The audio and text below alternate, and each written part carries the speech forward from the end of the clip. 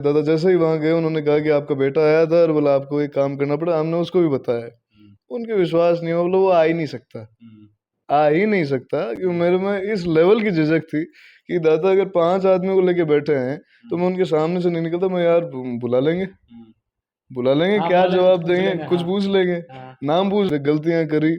पानी का काम था, बिजली वालों को फोन कर दिया, तो वो ये एक दो ऐसी गलतियां कर करके सीखा और बाद में फिर आपने मेरा इंटरव्यू ले लिया।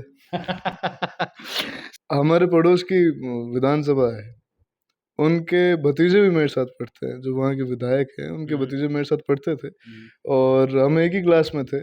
और स्कूल है ऐसा, लड़ाइयाँ भी हो जाती है, सारे काम तो यूं ही हम हमारी ग्रेड से ऊपर वाली ग्रेड से के साथ लड़ लिए और छोटी सी बात पे कोई हो गई तो उन्होंने स्कूल छुटवा दिया उसका।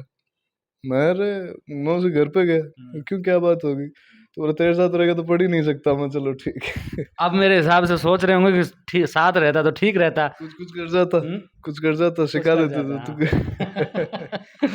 सिम,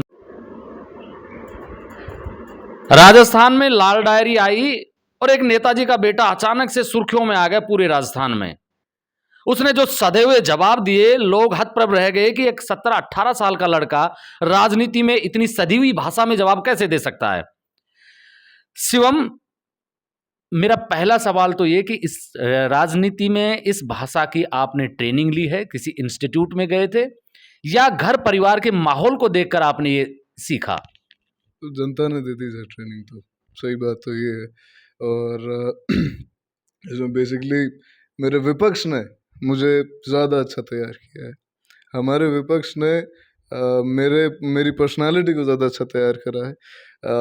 समर्थक जो आपके होते हैं वो आपका दिलासा बढ़ाना चाहते हैं, आपका विपक्ष जो होता है वो आपका मोरल गिराना चाहता है, आपकी पर्सनालिटी को, आपकी छवि को खराब करना चाहता है। उसी के लिए वो कुछ ऐसे सवाल पूछ लेते हैं कई बार सार्वजनिक जगहों पर, कि चुभने वाले सवाल, और उनके चुभने वाले जवाब देने पड़ते हैं उन्हें, ताकि वो अगला सवाल ना पूछ पाए, उस लायक ही ना रहे, लेकिन एक अच्छी सोबर भाषा में, सोबर तरीके से उनसे सीखा है।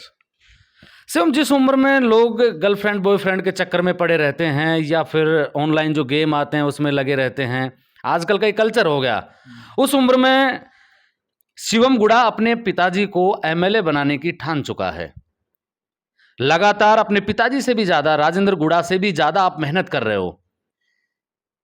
अब आपने उनकी मेहनत देखी नहीं है। मैं तो ये कहूँगा हकीकत में, मैं जब काम करता हूँ मैं 6 घंटे काम कर लूँगा, 7 घंटे काम कर लूँगा, 8 घंटे कर लूँगा, 18-18 घंटे बिना रुके और बिना एक एक त्योड़ी भी सिर पे, इस माथे पे लाए, वो आदमी वो इस हिसाब से काम कर लेते हैं, एक आइडियल मान के चलते हैं। और रही बात एमएलए बनाने की, जब यहाँ की जनता ने 25 साल हो जाएंगे अब हमें राजनीति में, और उससे पहले अनौपचारिक तरीके से जो सामाजिक काम करे थे, उनसे लोग सब हमारे परिवार 40 साल से जुड़े हुए हैं। और वो कुछ कुछ तो देख के जुड़े होंगे, जब हम कुछ भी नहीं थे उस समय भी हमारे पास इतना सपोर्ट था लोगों का। और आज जनता नहीं माने, आज मैं कहीं जा रहा हूँ और मुझे वहाँ की यूथ ही नहीं माने और वहाँ के लोग इकट्ठा ही नहीं हो मेरे लिए, तो मैं क्या का मंत्री जी को एमएलए बनाऊंगा। लोग मान लेते हैं और लोग उनको देख के मानते हैं। जिस दिन मुझे कम जोर इसलिए आ रहा है क्योंकि मैं उनके लिए वोट मांग रहा हूँ। मुझे कम जोर इसलिए आ रहा है कि मैं राजेंद्र सिंह हुड्डा के लिए वोट मांग रहा हूँ। आप विरोधियों से जाके पूछेगा उनको जोर कितना आता है जब वो हमारे वोट काटने की बात करते हैं। लोग साफ साफ जवाब दे देते हैं, और इससे ज्यादा और क्या मांगेंगे, क्या सवाल। शिवम, कितने दिन से आप यहाँ ग्राउंड में हैं? और क्योंकि लोग ये कह रहे थे आपके इलाके के लोग कि आपकी मेमोरी बहुत शार्प है, कितने लोगों के, कितने यूथ के, कितने बुजुर्गों के नाम आपको मुंह ज़बानी याद होंगे जिनका चेहरा देखते आप पहचान लेते हो लगभग। क्योंकि अच्छा नेता वही माना जाता है जो अपने कार्यकर्ताओं को और अपने लोगों को नाम से बुला ले। कितने नाम आपको याद होंगे तकरीबन? अंडर ट्रेनिंग है सर, अंडर प्रोग्रेस है, मैं पूरी सूची तैयार करके बाद में बताऊंगा। शिवम, एक सवाल कि आपकी उम्र क्या है और किस उम्र में आपको राजनीति का इंटरेस्ट बढ़ा? आपको लगा कि अच्छी है या बुरी है अलग बात है, लेकिन राजनीति की तरफ आपका झुकाव कब हुआ? मेरी एज 18 साल हो गई और 9th ऑफ सितंबर 2005 का मेरा जन्म है। बेसिकली यहाँ पर गांव में 10th के अंदर आ गया था, तो कोविड लगा था, कोविड हटा था उस टाइम पे। और उसके बाद में मैं थोड़ा थोड़ा गांव आने लग गया था। मन भी मेरा स्टार्टिंग से, हकीकत बात है कि मैं जब शनिवार और इतवार की भी, सैटरडे संडे की छुट्टी होती थी तो भी मैं गांव आ जाता था। फिर सोमवार और मंगलवार की मैं छुट्टी जिद करके कर लेता था। और वहाँ मेरा जयपुर इतना मन भी नहीं लगता था। मेरे जो दोस्त हैं वहाँ, उनको भी ये शिकायत रहती कि यार ये गांव ज़्यादा रहता है, हमसे नहीं मिलता। और स्कूल के जो दोस्त हैं, और उसके बाद में 10th के अंदर आ गया, 16 साल का था। वर्किंग करी, गलतियां हुई, उन गलतियों से सीख गया। और आगे भी बहुत कुछ सीखना बाकी है, अभी भी गलतियां हो जाती हैं, परिपक्वता आना बाकी है। शिवम, आपके जो स्कूल के दोस्त आप बता रहे हो, उनके फ़ोन भी आते होंगे आपके पास में, बड़ी तारीफ भी करते होंगे, पहले पढ़ाई की बात होती होंगी, अब वो राजनीति के बारे में आपसे चर्चाएं करते हैं या फिर पढ़ाई लिखाई की बात करते हैं? जो आपके अजीज दोस्त हैं उनसे, कि वो कहते हो कि यार शिवम इतना अच्छा बोलता है, हमें तो पता ही नहीं था क्लास में, तो इस तरीके से बोल लेगा, किसी दिन इतना बड़ा नेता बन जाएगा। हकीकत बात यह है कि स्कूल के अंदर काफ़ी चुपचाप रहता था मैं। और इसका एक कारण है कि मेरे में हद से ज़्यादा झिझक थी, हद से ज़्यादा शर्म थी। और उसको एक मैं किस्सा बताऊं आपको। एक दिन यूं ही गाड़ी उठा के निकल गया, पूछा कि कार्यक्रम कितने हैं आज के। और उस टाइम शायद या तो मंगलवार था या शनिवार, तो स्वामिनियाँ बहुत थी और अमूमन इन 2 दिन ज़्यादा रहती हैं। तो भंडारे भी खूब होते हैं, जागरण भी खूब होते हैं। तो हमारे खो गांव है एक, मणकसास ग्राम पंचायत का। वहाँ पर भैरू जी महाराज का जागरण होता है हर साल, और हर साल वहाँ अच्छी संख्या में लोग गैदर होते हैं। और हर बार वो दाता को बुलाते हैं, मंत्री जी को बुलाते हैं। तो उस दिन मैं चला गया, दिन के अंदर, कार्यक्रम रात का था। लड़के तैयारी कर रहे थे, उनसे मिल के आ गया। उन्होंने मुझे एक दो समस्याएं बताई कि साहब हमारे यहाँ 4 ढाणियों में आज भी आज़ादी आज़ादी से पहले तो अभी भी, जैसे जब देश आज़ाद हुआ था तो ये मोटर वगैरह, ट्यूबवेल वगैरह तो बाद में आई हैं, पहले ये भी इलीगल होती थी। तो वो जो कुएं होते थे उनसे ही पानी भरते थे, वो उनकी कंडीशन अभी तक भी वही थी। पानी कुओं से ही भर के लाते थे, 3-3 4-4 किलोमीटर दूर तक। और उन्होंने बोला यार हमने कई बार अवगत करा दिया और हमारा ये काम हो नहीं पा रहा। तो मैं बोला मैं बात कर लूँगा, दादा से मैं बात करूँगा इस मामले में। और मुझे ये नहीं पता था कि हर बार वहाँ शाम को दादा जाते हैं क्या। अब दादा वहाँ गए, 2-2.5 हज़ार लोग उन लड़कों ने मेहनत करके इकट्ठा करके, वो आस्था भी है, इकट्ठे हो रखे थे। दादा जैसे ही वहाँ गए, उन्होंने कहा कि आपका बेटा आया था और बोला आपको एक काम करना पड़ा। हमने उसको भी बताया, उनके विश्वास नहीं हुआ, बोला वो आ ही नहीं सकता, आ ही नहीं सकता। क्योंकि मेरे में इस लेवल की झिझक थी कि दादा अगर 5 आदमी को लेके बैठे हैं तो मैं उनके सामने से नहीं निकलता। मैं यार बुला लेंगे, बुला लेंगे, हाँ, क्या बोले कुछ जवाब पूछ देंगे, लेंगे, कुछ हाँ। पूछ लेंगे, हाँ। नाम पूछ लेंगे और हाँ। कर लेंगे। तो फिर मैं यार अपन नहीं जाएंगे, अपन अंदर ही ठीक है। उस हिसाब की मेरी नेचर हो चुका था मेरा। तो उनको विश्वास नहीं होता। उन्होंने बाद में बताया, उनको 1-2 लड़कों ने मेरे साथ फोटो खींच ली थी। मैं ठीक है, उनका मेरे पास फ़ोन आया। मैं गांव था, वहाँ से 4 या 5 किलोमीटर दूर, और फार्म पे खाना खा रहा था। फ़ोन आया, मैं गाड़ी भेज रहा हूँ तो फटाफट यहाँ आ जा। मैं चलो ठीक है। गाड़ी आई, मैं बैठा, मैं वहाँ पहुँचा, 2,500 लोगों की गैदरिंग के अंदर मुझे साफ साफ उनको उनके सामने ये कह दिया कि अगर तू स्टेज पे नहीं गया, माइक नहीं पकड़ा, और इनकी जो मांगे हैं ये पॉइंट पकड़, इन पे नहीं बोला, तो बोला इनका काम मैं नहीं करूँगा। तो जय वो उनका सारा फोकस दाता से हटके शिवम पे आ गया। शिवम पर आ गया। अब मैंने मेरे पैर रोक दिए थे कि अपन यहाँ से नहीं हिल रहे, मैं स्टेज पर नहीं जाऊंगा। आज तक नहीं गया, आज तक लोगों में नहीं गया, आज तक स्टेज पे। मैं स्कूल में भी ये जो स्टेज पे आकर और ये प्रार्थना होती थी, कल्चरल प्रोग्राम, उनमें भी नहीं गया कभी, असेंबलीज में नहीं गया, पार्टी नहीं लिया। तो मेरे लिए भारी काम हो गया था। अब वो मेरे को पकड़ पकड़ के वो यूथ लड़के सारे वहाँ ले गए, और वो फिर मैं मंच पे चढ़ गया। मैंने पूछा तुम डाणी का नाम तो बताओ मुझे। और डाणी का नाम बताया, उस हिसाब से फिर वो उस भाषण भी दिया। मैंने मदर टंग में बोल दिया, यहाँ मारवाड़ी में भाषण दिया। इतनी अच्छी मारवाड़ी नहीं थी मेरी। और उसके होने के बाद में मुझे ये नहीं पता, मुझे लगा कि दादा निकल गए। वो कुर्सी डालकर और वहाँ जनता में बैठ के मुझे देख रहे थे। ट्रेनिंग चेक कर रहे थे कि बेटे में कितनी पोटेंशियल है। हाँ, हकीकत में। और मैंने उन पे ध्यान नहीं दिया। मुझे लगा कि वो निकल गए, 100% निकल गए। कॉन्फिडेंस आ गया कि पिताजी चले गए अब। चले गए। और वो मेरे को दिख जाते तो अपन बोल भी नहीं पाते वहाँ। तो फिर मैं बोला जैसा बोला, फिर उतर गया। अब लोगों में ये हो गया कि भाई साहब इसकी आवाज़ जो है वो मंत्री जी से मिलती है। अब थोड़ा ये हकीकत भी है, मैं थोड़ा भारी करके भी बोल रहा था, और वो जैसे मैं अपने आप को बढ़िया दिखाना चाह रहा था। और मारवाड़ी इतनी अच्छी नहीं थी तो इतना अच्छा बोल भी नहीं पाया। फर्स्ट टाइम भी था, गलती हो गई। मैं नीचे आया, दाता मेरे को देखे बोले बहुत बढ़िया नहीं बोला। मैं बताओ तो जो बोल दिया। ठीक है। अब उसके बाद में अगले दिन उनके बोरिंग भी आ गई, और वो 4-5 रानियों में लाइन की व्यवस्था भी हो, सारे काम। अब कंडीशन ये हो गई कि यूथ जो है वो अब दाता को नहीं बुलाता, वहाँ मैं जाता हूँ उद्घाटन करने उस कार्यक्रम का। और उसके बाद में मिलना जुलना, धीरे धीरे धीरे धीरे गलतियाँ करी। पानी का काम था, बिजली वालों को फ़ोन कर दिया, तो वो ये एक दो ऐसी गलतियाँ कर करके सीखा, और बाद में फिर आपने मेरा इंटरव्यू ले लिया। शिवम, सबसे ज्यादा खुश कौन होता है, आपके पापा आपकी परफॉर्मेंस से या माँ?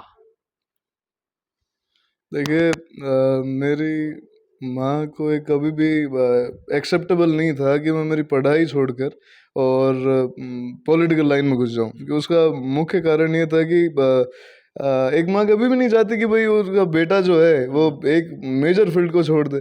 पढ़ाई कौन छुटवाना चाहता है? और आगे की बात तो है, मेरी पढ़ाई छुट्टी भी नहीं, मैं रेगुलर नहीं रह पाया। मैंने स्कूल वालों को बहुत परेशान किया, घर वालों को बहुत परेशान किया, स्टाफ को बहुत परेशान किया, जाता ही नहीं था। मंत्री जी के बेटे थे। नहीं, कोई वो कोई तो इसको मैंने नहीं, स्कूल में टीचर ने कभी डांटा तो नहीं होगा, मंत्री जी के बेटे हैं, कल को जानते पता ही नहीं। नहीं थे, जानते ही नहीं थे। और उसमें ना मैंने कभी किसी को बताया। मेरे दोस्तों को भी इसलिए पता होगा कि कभी घर पे आ गए होंगे। ना मैंने कभी किसी को बताया, ना इस रवैये में कभी रहा। और हकीकत बताऊं मैं आपको, अगर रहता तो मेरे हिसाब से आज मैं कर भी नहीं पाता जो मैं कर रहा हूँ। और इसमें दूसरी मेजर चीज़ यहाँ पर ये आ गई थी कि जो अटेंडेंस मेरी नहीं लग पा रही थी। अब उसके बाद में हमारे यहाँ स्टाफ से दाता ने लोग भेज दिया, वहाँ स्टाफ भेज दिया। उन्होंने जाके मेरी वीडियो प्रिंसिपल साहब को दिखा दी। फादर बोलते हैं वो क्रिश्चियन माइनॉरिटी स्कूल है, सेंट जेवियर्स। अब उन्होंने बोला रहे तो ये तो क्लास में बोल ही नहीं सकता, ये ऐसे कैसे भाषण दे रहा है। और फिर मेरे पास फ़ोन आया, बोला स्कूल आओ। गए, और उसके बाद में उन्होंने बोला कि भाई मेरी इंग्लिश थोड़ी ठीक थी, तो मैं इंग्लिश में बात करा, तो मैं तू यार तू हमारे यहाँ भी थोड़ा बहुत बोल लेता तो ठीक नहीं रह जाता। मैं चलो ठीक है। फिर एग्ज़ाम देने भी जाते थे, ऐसा थोड़ा सा डिस्टर्ब हुआ। दाता टेस्ट लेते हैं अभी भी, अच्छा, मेरे अभी भी परीक्षा लेते हैं। किस चीज के? वो किताबों के टेस्ट या फिर राजनीति का test? Practical test, practical test, राजनीति का। राजनीति का प्रैक्टिकल टेस्ट अभी भी लेते हैं। और मेरी परीक्षा होती रहती है। मेरा जन्मदिन मेरे लिए बहुत बड़ी परीक्षा थी, और उसको मैंने हाँ, वो जन्मदिन से याद आया कि आपके जन्मदिन पे तो मुख्यमंत्रियों का आना जाना लगा रहता है। राजस्थान का इकलौता सब बेटा होगा किसी मंत्री का है, किसी नेता का।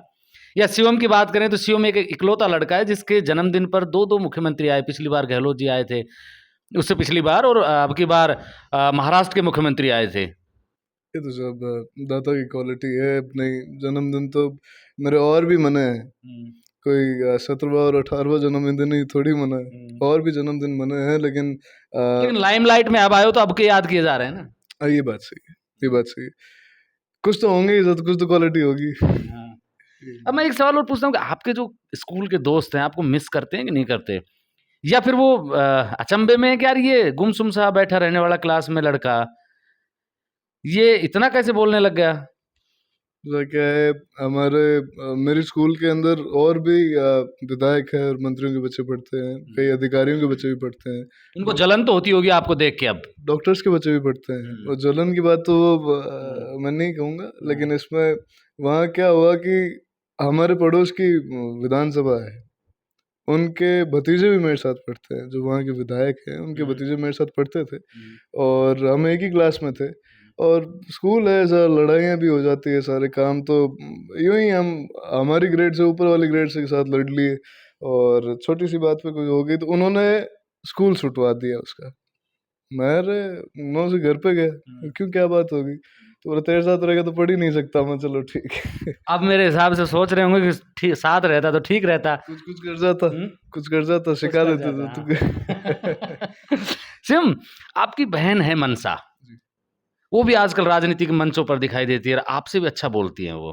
हाँ बिल्कुल, बिल्कुल मेरे से अच्छा बोलती है, और मेरे से ज़्यादा, आपको मैं बताऊँ, वो कभी कैमरे के सामने नहीं आई पहले, मेरे से ज़्यादा नॉलेज रखती है, मेरे से ज़्यादा अच्छा बोलती है, और मेरे से बड़ी है आपसे कि छोटी है? छोटी है मेरे से, 13 महीने छोटी है। 13 महीने छोटी है। हाँ, जी बिल्कुल। और इसमें हकीकत में बताऊँ, कभी आप मिलें उससे, कभी आपको मौका पड़े तो आप खुद ही लग जाएगा आपको।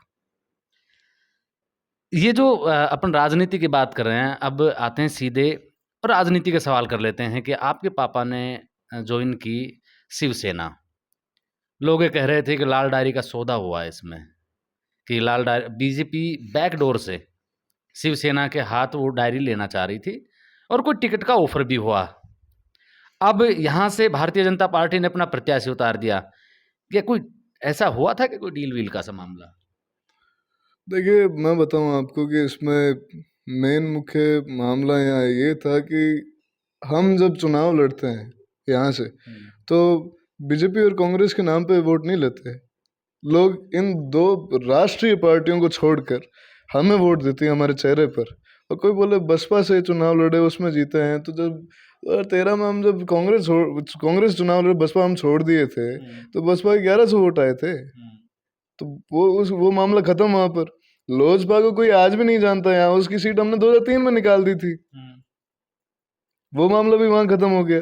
इसमें चुनाव जीतने के लिए हम शिवसेना में नहीं आए, सिर्फ इसलिए कि इसमें कांग्रेस में रहकर और हमारे साथ जिस हिसाब का बर्ताव सीएम साहब ने कर दिया था, कि आज मेरे पास कोई आए, मैं लोगों में जाता हूँ, तो कोई पार्टी दफ्तर में शिकायत करने नहीं जाते, वो शिकायत मुझे करते हैं, अपनी समस्याएं मुझे बताते हैं।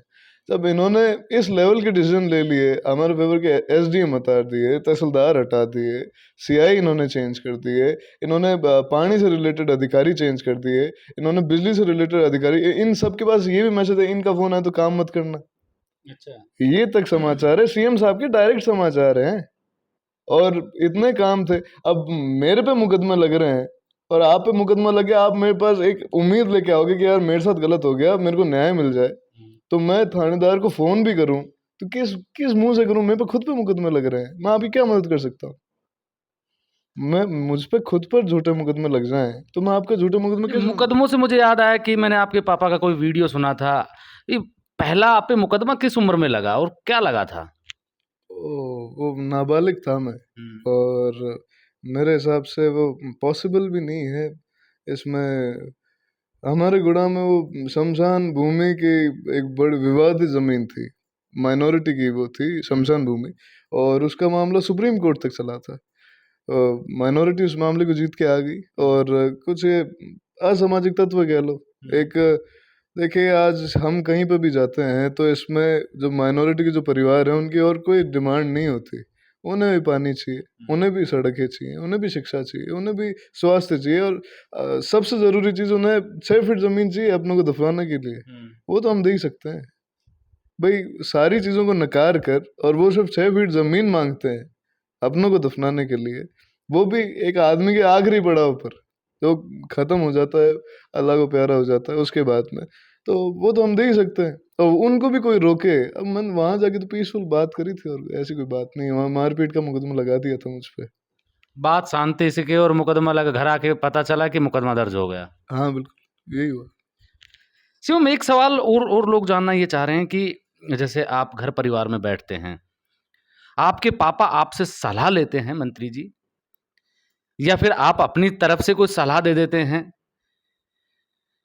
या फिर सलाह लेते नहीं, सिर्फ आपको अभी ट्रेनिंग के लिए छोड़ रखा है? डिस्कस करते हैं हम, बिल्कुल करते हैं, और मैं वहाँ जाता हूँ जहाँ मंत्री जी नहीं जा पाते, दाता नहीं जा पाते, जाहिर सी बात है उन्हें समय नहीं है। मेरे पास थोड़ा सा फ्री समय होता है तो मैं उनको बाज़ार की जो बात है, मैं मेरी जो वर्क रिपोर्ट है, मेरी जो प्रोग्रेस रिपोर्ट है, वो जाके देता हूँ। कहीं मेरे को समझ में नहीं आता यार, मेरे को समझ में नहीं आ रहा यार काम कैसे करना है, वो जाके मैं पूछ लेता हूँ। कई मामलों में मैं सलाह दे देता हूँ, ऐसी चीज़ होती है। और वो हम बैठ के बातें कि व्यवसाय यही है, बिजनेस ही यही है और काम ही यही है और इसके अलावा कुछ आता ही नहीं, क्या करें। शिवम, जैसे राजनीति में आपके पापा के अलावा आप किसको बेहतर नेता समझते हैं आज के दिन? और पुराने नेताओं की बात करें तो पुराने नेताओं को अगर आपने सुना हो, आपके पापा बताते हो कि उस नेता जैसा बनना है या उससे भी ऊपर जाना है क्योंकि वो अपने जीवन में एक माइलस्टोन छोड़ के गए थे, उससे ऊपर जाना है, तो आपकी पसंद का नेता वर्तमान में कौन है और जो पुराने नेता रहे, उनमें से कौन है? देखिए, आप आपने बात करी मेरी बेबाकी की, तो वो मेरे पिता में भी है। और मेरे पिता जिनको जिन नेताओं में से एक को अपना आइडियल मानते हैं, प्रधानमंत्री चंद्रशेखर रहे हैं। और उन पर एक बार संसद के अंदर हमारे शायद साउथ से आने वाले एक एमपी थे, उन्होंने एक फ़ोटो दिखा ली वहाँ, जिसमें एक वहाँ के खनन माफिया होंगे, गैंगस्टर होंगे, उनके साथ में प्रधानमंत्री जी की, चंद्रशेखर जी की उस टाइम पर कोई पिक्चर थी, जिसमें शायद वो स्विमिंग पूल में नहा रहे थे। तो उन्होंने जवाब मांगा उस पे, इस पे भाई आपका जवाब क्या है? भाई हमारे देश का प्रधानमंत्री एक क्रिमिनल कह लो या फिर एक अपराधी के साथ है, इस फोटो के अंदर नहा रहे हैं दोनों, स्विमिंग पूल में स्विमिंग कर रहे हैं। तो उन्होंने कहा कि लंच ब्रेक हो जाने दो, उसके बाद में मैं इसका जवाब दूंगा, इस पे चर्चा करवा लो, इस पे चर्चा करवा लो। उसके बाद में चंद्रशेखर जी, प्रधानमंत्री साहब, एक पूरी एल्बम लेके आए और वो पूरी एल्बम खोली, जिसमें एमपी साहब को उठाया और उनको बोला कि ये देखो, खाना खाते की भी है, बैडमिंटन खेलते की भी है, साथ में गाड़ी में है उसकी भी है, लेकिन मेरे काम के अंदर इसका इंटरफेयर नहीं है और इसके काम के अंदर मेरा इंटरफेयर नहीं है। ये और हम बचपन के दोस्त हैं, ये मामला होता है। अगर ये दोषी है तो इसको एक क्रिमिनल की सजा हो, मैं 1% भी मदद नहीं करता इसकी कहीं पर भी। तो बाकी वहाँ से।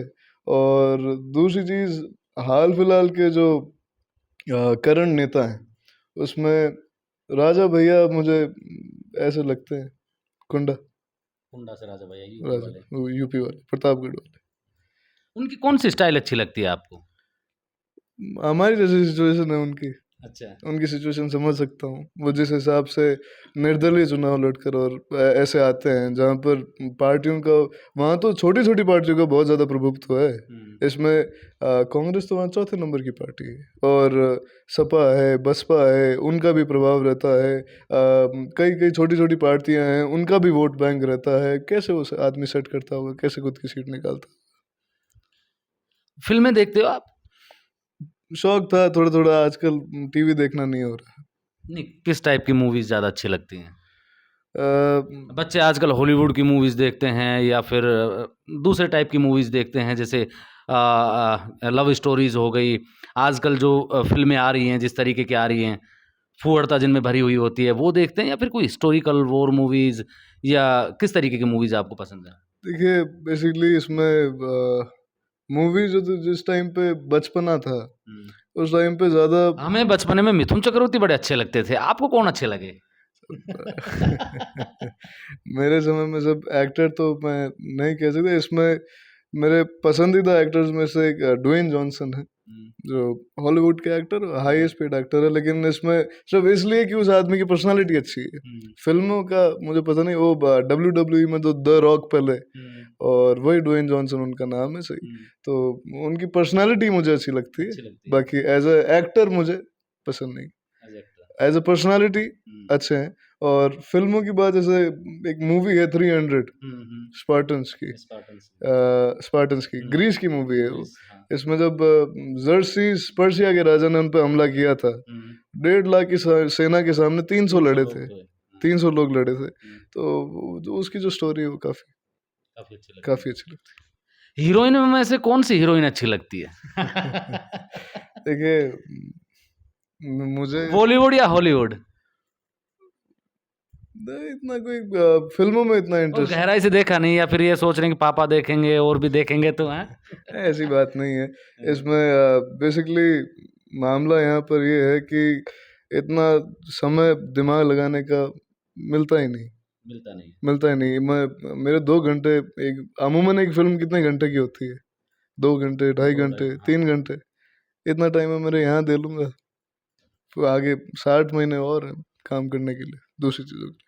शिवम, पढ़ाई को लेके आप क्या सोचते हैं कि जैसे आपने अपना करियर चूज कर लिया कि मुझे राजनीति ही करनी है, तो आपको क्या लगता है कि जिन बच्चों का करियर, जो अपना करियर चूज करें, क्योंकि जो समझ आप में है, जो समझदारी आप में है, बहुत कम लोगों में देखने को मिलती, तो आप उन बच्चों के बारे में क्या सोचते हैं जो 24 घंटे किताबों के लगे लगे रहते हैं और फिर पता लगता है कि कोई दूसरा ही काम कर रहे हैं पढ़ाई लिखाई छोड़ के? देखिए, इसमें जिसको जो काम जो बिना ऐसा ना लगे कि मजदूरी कर रहा है, आज मैं कर लूँ कि मुझे 8 घंटे काम करना है, तो मैं मजदूरी करूँगा उस काम के अंदर। शौक ही नहीं है मुझे, आपसे मिलने का चाव नहीं है, ये माइक पे सवाल जवाब करने का शौक ही नहीं है मेरा। मुझे मज़े ही नहीं आ रहे यहाँ बैठ के, तो मैं आपको मरे हुए से जवाब दूंगा और आपके सीधी सी बात है, आप फिर मुझे भी ऐसे ही देखेंगे यार, भी लोग जुड़ना नहीं चाहेंगे।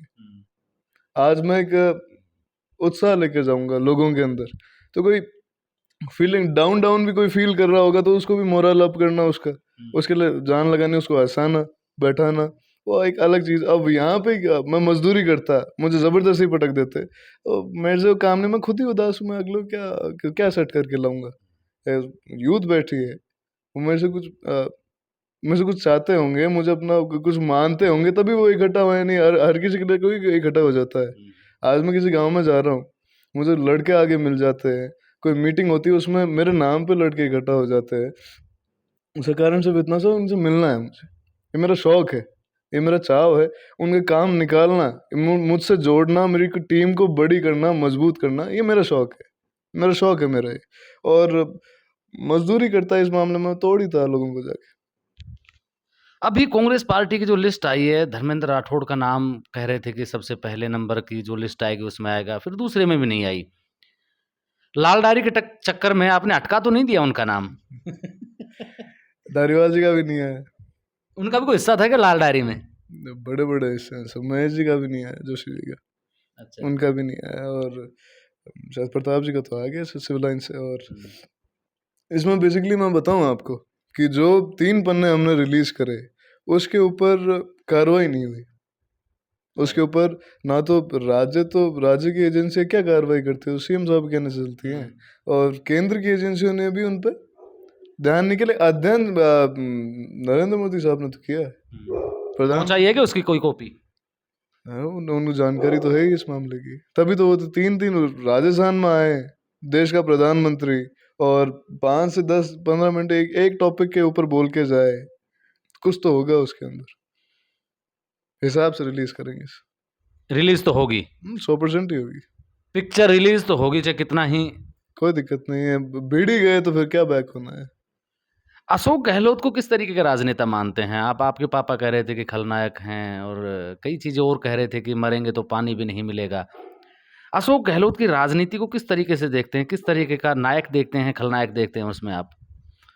देखिए, राजनीति तो मेरे हिसाब से अगर कोई राजनेता ही देखे, ग्राउंड के नेता नहीं, ग्राउंड के नेता नहीं, हाँ ऊपर की गणित कैसे सेट करनी है अगले को आती है, और ग्राउंड का नेता नहीं, ग्राउंड पे जो एक जनता जिसके नाम पे चल पड़े, वो नेता नहीं है। लेकिन इसमें हाँ किसको कैसे सुलटाना है, किसी कैसे फाइल जचानी है, किसको अपना रास्ता कैसे निकालना है, किस आदमी को कैसे काम लेना है, ये सारे रास्ते पता है। तो ये महत्वपूर्ण पॉइंट है, किस आदमी को कैसे काम लेना है। तो अशोक गहलोत से आपको क्या सीखने को मिलता है कि क्योंकि आपकी नहीं बनती वो अलग बात है, लेकिन मुझे लगता है कि सीखते तो वहां से भी होंगे कि गहलोत से क्या सीखा जा सकता है? क्या क्या कोशिश करें उनसे सीखने की, उनकी राजनीति से? देखिए, एक चीज जो उनमें, मैं यही बोल रहा था, मैं एक चीज जो मेरे को उनकी सबसे खतरनाक लगी, वो ये थी कि किसको कैसे काम लेना है, किसको कैसे, और ये मैं नहीं सीखना चाहता, ये मैं नहीं सीखना चाहता। यूज एंड थ्रो गेम नहीं है, यूज एंड थ्रो का मेरा गेम नहीं है। और उनकी तो 15 साल चल गई यूज एंड थ्रो करके, संगठन के नाम पे चल गई। हमारे पास कोई संगठन थोड़ी है, हमारी जनता ही है।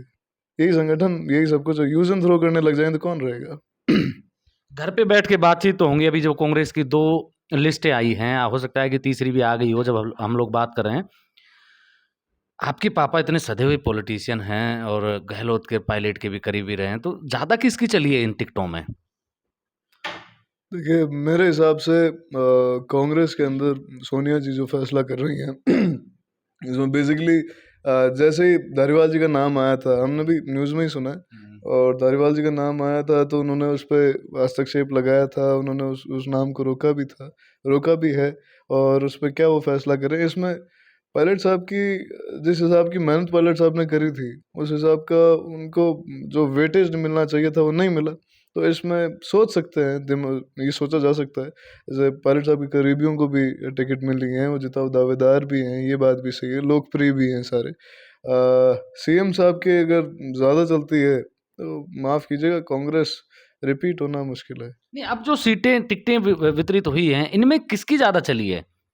आपके पापा को सब पता है और श्याम को सब बताते होंगे। जब अंडर ट्रेनिंग जब आप हैं, तो बता दिया होगा कि ये फला का फला आदमी है, इनकी सेटिंग फला होटल में हुई थी, इनकी मुलाकात वहाँ हुई होगी, वो सब चीज़ें बताई होंगी। चली किसकी ज़्यादा इसमें? देखिए, पूरे राजस्थान की तो मैं आपको इतना इतना ज़्यादा ज्ञान भी नहीं है मुझे। और हमारे लिए जो उनकी ये बात है कि चाहे पूरा ज़िला हार जाए, लेकिन उदयपुर वाटी से ये नहीं आने चाहिए। तो उदयपुर वाटी की जैसे ही सीट डिक्लेयर